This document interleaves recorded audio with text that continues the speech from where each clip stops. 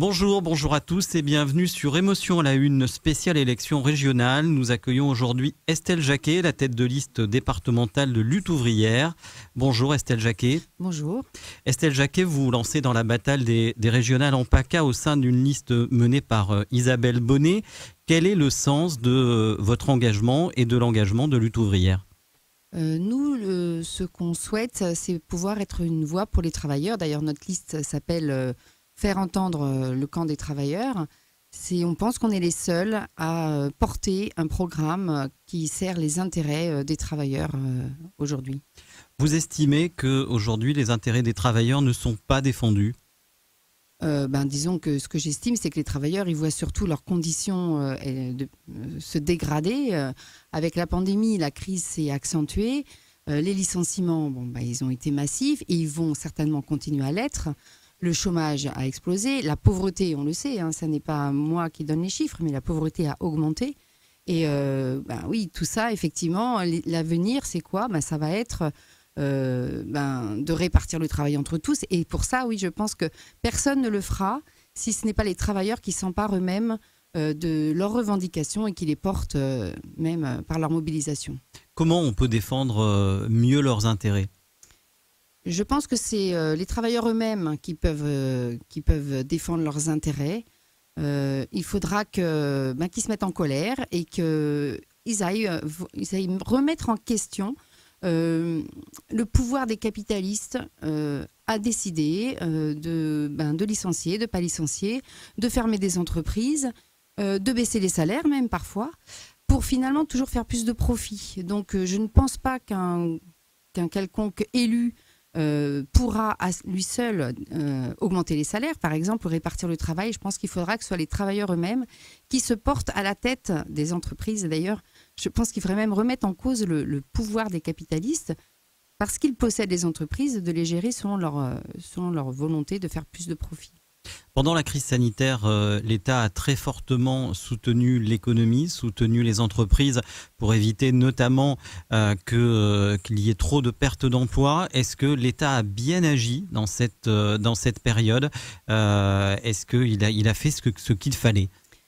Alors l'État, il a donné beaucoup d'argent aux entreprises, 100 milliards l'année dernière, aux grosses entreprises en particulier. Et on a pu voir que, effectivement, il y a, malgré même des fois des entreprises qui avaient été plutôt déficitaires, énormément de milliards d'euros donnés aux actionnaires. Les milliardaires sont plus nombreux au bout d'un an de crise en France qu'avant la crise. Et la pauvreté, elle a augmenté. Donc, effectivement, je ne pense pas que ce soit les travailleurs que l'État ait aidés, mais je pense que c'est les entreprises. Alors, effectivement, les entreprises ont gardé leurs travailleurs grâce à l'argent de l'État. Ça a sauvé des emplois. On verra, mais les emplois, il y en a quand même beaucoup qui ont été perdus. Les précaires, ils ont perdu leurs emplois. Il y a énormément de gens, il y a des licenciements. Toutes les entreprises comme, je ne sais pas moi, aussi bien Renault, aussi bien Sanofi, qui a fait des milliards de bénéfices, elles ont annoncé des licenciements et elles continuent d'annoncer des licenciements. Michelin, ces entreprises, elles ont eu des aides, elles annoncent des licenciements. Donc, dire que ça a préservé des emplois, je ne sais pas. Et quand on est un petit peu dans les entreprises, on voit aussi qu'en réalité, ce qui s'est passé dans les entreprises, c'est que l'exploitation s'est accrue. Souvent, les cadences, elles ont augmenté. Par exemple, dans la zone industrielle de Carrosse, qui est à côté, les entreprises ont continué de tourner pendant le confinement, même le gros confinement l'an dernier. Et il y a des travailleurs qui sont passés en équipe, par exemple. C'est-à-dire, au lieu de travailler de 6h30 à 16h, on les a fait venir à 5h30 le matin et en 2 équipes, à terminer 21h le soir. Il y en a qui ont demandé de faire du travail de nuit, il y en a qui ont demandé de travailler le samedi, pendant qu'il y avait des milliers de travailleurs qui n'avaient pas de travail parce que le tourisme était arrêté. Et l'aéroport, etc. Et beaucoup de précaires sans travail, donc des gens qui n'avaient certainement même pas beaucoup d'aide de l'État non plus. Donc non, je pense que ce qu'on peut voir en tout cas, c'est que la richesse, elle a augmenté d'un côté, effectivement, et la spéculation, elle a augmenté aussi. D'ailleurs, on attend certainement un prochain crack, et c'est beaucoup à ça qu'est allé l'argent de l'État, en grande partie. Vous êtes sur Émotion à la Une, spéciale élection régionale avec Estelle Jacquet, tête de liste départementale Lutte ouvrière. Estelle Jacquet, Lutte ouvrière, fait cavalier seul dans cette élection en PACA et se refuse à toute alliance. Pourquoi ce choix ? Eh bien, parce que nous pensons que nous avons Voilà, nous défendons le camp des travailleurs, comme s'appelle notre liste, et que nous sommes les seuls à les faire. Et nous pensons que c'est important que ce programme de défense des intérêts des travailleurs, il soit mis en avant de manière claire. Par exemple, effectivement, nous on pense qu'il faudrait répartir le travail entre tous. Il y a des gens qui n'ont plus de travail, il y a des gens qui en ont trop, qui ont pressure. Eh bien, il faudrait répartir le travail. Mais pour ça, il faudrait prendre sur les profits accumulés ces dernières années et qui continueront de s'accumuler à l'avenir pour qu'effectivement les salaires ne baissent pas. Au contraire même, il faudrait que les salaires permettent de vivre dignement de son travail. Et bien, ces idées-là, défendre les intérêts des travailleurs dans la société, oui, on pense qu'on est les seuls à le faire. Et voilà pourquoi on tient absolument à ce que cette voix-là, elle soit entendue dans ces élections. Si on ne présentait pas notre candidature, eh bien, nous pensons que oui, ces idées-là ne seraient pas mises en avant du tout. Vous faites entendre votre voix, mais dans ces conditions, vous êtes condamné à ne pas être représenté à la région. Ce n'est pas un problème pour vous? On aimerait bien, peut-être qu'il y aura des dizaines de milliers de voix qui se porteront sur notre candidature. C'est quand même aussi pour ça qu'on se présente, pour que les gens votent pour nous. Si on est élu, on portera justement aussi la voix de notre camp et on sera aussi ses oreilles, ses yeux. On pourra aussi rapporter tout ce qui se passe justement au conseil régional. Mais c'est vrai que nous n'avons pas beaucoup d'illusions sur ce que pourrait changer le conseil régional. Et être élu pour nous, ça n'est pas une façon de pouvoir régler les problèmes en tant qu'élu. C'est une façon de pouvoir montrer, porter des revendications. Nous, ce que nous pensons, c'est que c'est quand même à travers des mobilisations du monde du travail qu'on pourra réellement mettre en place ce programme de transformation des conditions de travail et de vie des travailleurs. Est-ce que vous estimez pour autant que le Conseil régional est une institution utile ? Je pense que c'est utile en tous les cas pour toutes les entreprises à qui fait appel le Conseil régional, ça c'est sûr. Moi je travaille dans un lycée. Donc, je vois bien comment ça fonctionne. Moi, ce que je sais, c'est que les lycées sont gérés par la région. Voilà. Et par exemple, on a pas mal de problèmes de personnel, justement, qui font le nettoyage dans les lycées, dans cette période de pandémie où on sait que c'est très important. Eh bien, souvent, quand ils sont malades, ils ne sont pas remplacés, par exemple. Donc, le conseil régional, utile, oui, comme tout le reste de l'État. C'est-à-dire, avant tout, je pense quand même aux grosses entreprises avec lesquelles, effectivement, ils ont des contrats. Oui, ça, je pense que pour ça, c'est utile.